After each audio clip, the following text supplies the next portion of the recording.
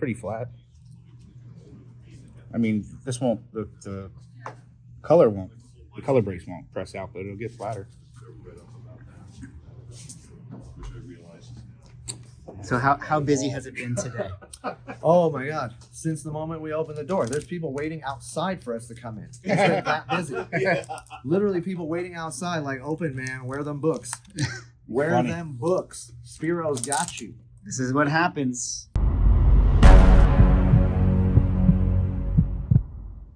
Hi, my name is Mickey, also Swaggelhoss. I'm a comic book collector, and I am a vulture. Yes, it's true. It's true. And thank you for having me with you guys here today. It is very, very nice to be around other vultures that are also comic book collectors. I see you guys coming out the woodworks, jumping on those sweet, sweet, juicy comic book collections that roll into the LCS. So in this video, I want to talk about this phenomenon, talk about, me going to my LCS, picking up a few cool key books that came out of a recent comic book collection, and talk about this idea of being a vulture within comic book collecting. Sometimes that aggressive nature is what you need to be successful. But of course, before I get into the video, if you guys could like, comment, subscribe, I would appreciate it. Helps support the channel doing those things. But let us get into this video here today. Now, Spiro's Heroes, one of my favorite LCSs in the Southern California area, just recently made an Instagram post where they said that they got a comic book collection in. And check it out, guys. Fresh produce alert. You can see how many longs that is, all of the Marvel titles and those sweet, sweet, sweet Silver Age and Bronze Age keys. You got the Daredevil run right there. You got the ASMs. You got the early Avengers, 1, 4, 8, and 57. You got the Strange Tales 110. First Sabretooth, Iron Man #1. You got a first Thanos. Beautiful keys right here. A first Sergeant Fury, which, by the way, kind of feels like a undervalued book. Which, let me know what you guys think about that one in the comments. I feel like that's kind of an undervalued one. Or maybe it's not undervalued. Underappreciated. That's the word I should be using. But I saw that post. They made it on a Saturday night. And so on that Sunday morning, I thought to myself, you know what? I should probably roll down to the shop and pick up a few books. And sure enough, when I got there, it was a madhouse. All of the usual suspects showing up. It was like, oh, yep, that dealer's here. Oh, okay, that dealer's here. Oh, okay, yep, I've seen that collector before. Everybody was aggressive. A bunch of vultures coming out to the shop. But that's really what it takes in order to get some of these keys at discount. Now, I did do a little bit of filming because I thought it was kind of fun to be in the shop and just kind of capture some of the images. So I want to cut over to some of that footage and you guys can sort of just enjoy all of the sweet books that were there. And then when I come back for the footage, we'll talk about, some of the books that I picked up and my experience, and then talk about that aggressive nature a little bit more. Oh yeah, I wasn't thinking about the little chip. Yeah, no, on the back. That's right. I completely forgot when I was saying 6-0 with the chip. Sure. So it's not 6, but the worst it could be is a 5. Yeah. 5-5. Yeah, I was thinking That's where it's probably going to settle. Yeah. So based off of what we saw in those two boxes, what he was telling us he had as far as the full runs, the grades of everything, I'm like, you know what? You're not leaving here without making a deal. You're not leaving this store until we make a deal. Not a chance anyone is going to get their hands on this. I'm not going to let you walk out of here and even consider taking it anywhere else. That's what you do. So I asked him what his number was. I told him what my initial offer was, and then we met kind of right in the middle. And as soon as I gave him the middle ground number, he put his hand out, shook my hand, we made a deal. Kevin went with him back to his house, picked up the rest of the stuff. This is everything that was in the pictures. All right, I'll see you guys next time. Yeah, it's fun to look at. Nice to meet you. You too. What is it again? Dan. Yeah, Bill. See you around. See if I bought something decent. About the chip. There's too many decent books in here. Cool, man. Nice meeting you. Nice to meet you, man.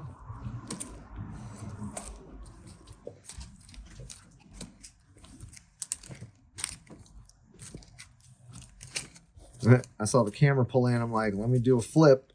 I mean, I figure, you know what? While I'm here, why not? So how busy has it been today? Oh my God. Since the moment we opened the door, there's people waiting outside for us to come in. It's been that busy. One of them for you? There you go. One. Yeah. That have one them all too. for you. Yeah, this is mine actually. And of course, right? Perfect. Oh, absolutely perfect. Right there. Perfect. Serious. Smile in the picture. There you go. Sorry. Perfect. Yeah, I think in the next few weeks we might get another one. There's like another big collection we're working on. I think There. Is that one better for you?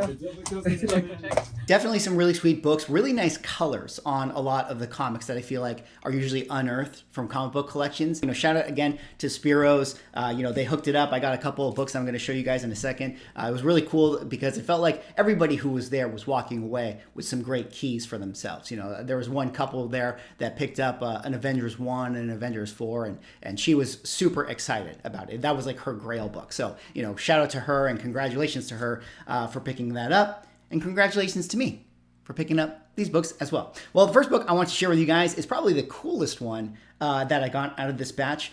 And this is, of course, one of my all-time favorite books. But the one I picked up for myself is Amazing Spider-Man #6, first appearance of the Lizard. This is probably a solid 3.0 copy. You know, a solid 3.0 copy. Maybe if you cleaned and pressed it, you could get it a little bit higher, bump it up to a 3.5.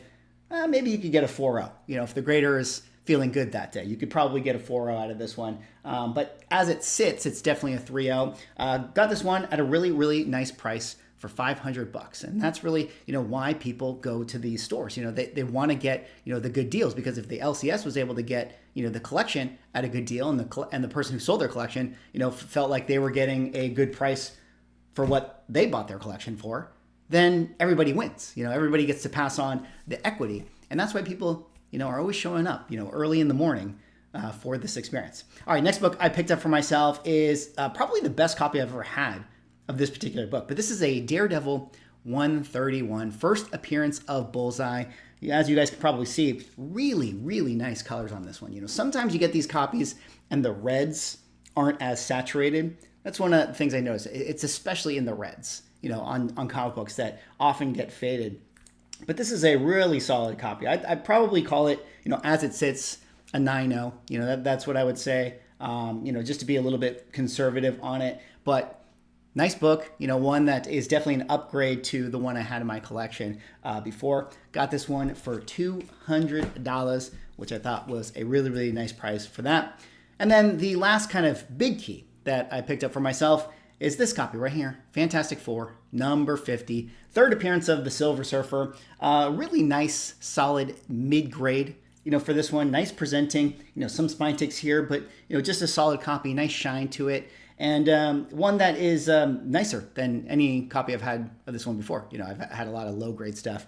And right now, you know, Silver Surfer's coming back. People are starting to look at all of the FF keys, 48, 49, 50, because of all the Fantastic Four, you know, talk. You know, with the movies, we know Silver Surfer's going to be there, at least the female version of the Silver Surfer. But we still have hope. You know, we still have hope that Nora and Rad will eventually show up. And those are always great books to have in your collection. All right, and the last book that I picked up for myself, funny enough, was not one that came in the collection, but, you know, the Spiro's guys, you know, they have a little stamp system, and they gave me this book for free, so that was really nice of them, because I have bought so much from there. Anyways, this is one that, unironically, I actually do think that this book is, no, I'm not going to say undervalued, underappreciated. I think one day, people are going to say, hey, that's actually a pretty cool book to own in your collection.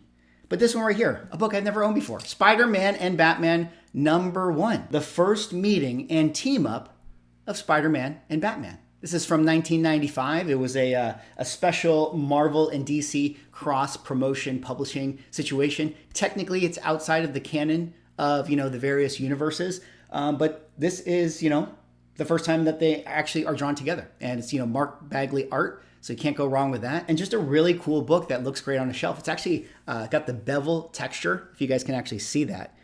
You know, Batman and Spider-Man actually have a little bit of a raised feel to it. So it's a really, really cool book. It's actually more of like a trade, but definitely one that I think is kind of underappreciated, you know, in the market right there. I mean, you know, it's got some value. It's like a $25 key, you know, that people like to have. But I just kind of feel like, you know, you got the two biggest superheroes of all time, and that's the first time that they ever show up in a comic book together. You know, pretty special event putting them together right there. And I don't really know what the print count of that is, because it came out in 1995, and you would have sort of thought that in 1995, that's when the print count of stuff started to really taper off. But now that I shared the books that I picked up, I did kind of want to talk about this idea of, being a vulture and being aggressive. And I think one of the key takeaways for that, at least in my experience and what I've sort of learned, is that, this is kind of what it takes to, get comics at good prices or to be able to take advantage of comic book collections that show up. Is you do have to be that person that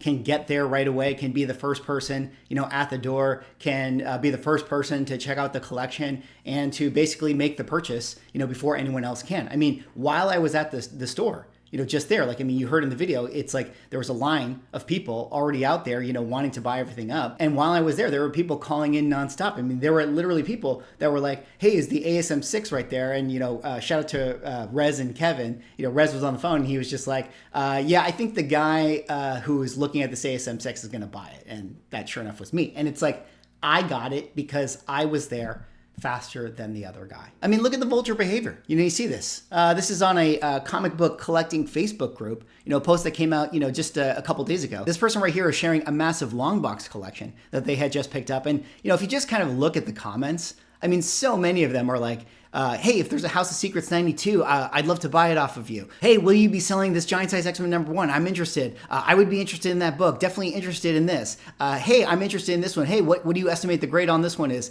I'm definitely interested. Beautiful condition. Are you selling that one? Interested either way. And you guys can just see, from all of the images of the books that were posted and just all of the people commenting on this collection. Like everyone is just like, hey, let me know. Let me slide into the DMs. Let me get in there. And that is the nature of comic book collectors. As soon as you have a post like this, you're going to get all the people sliding into the DMs, wanting to pick up those books. Especially a guy like this, who wants to get his ASM #6 in a raw copy.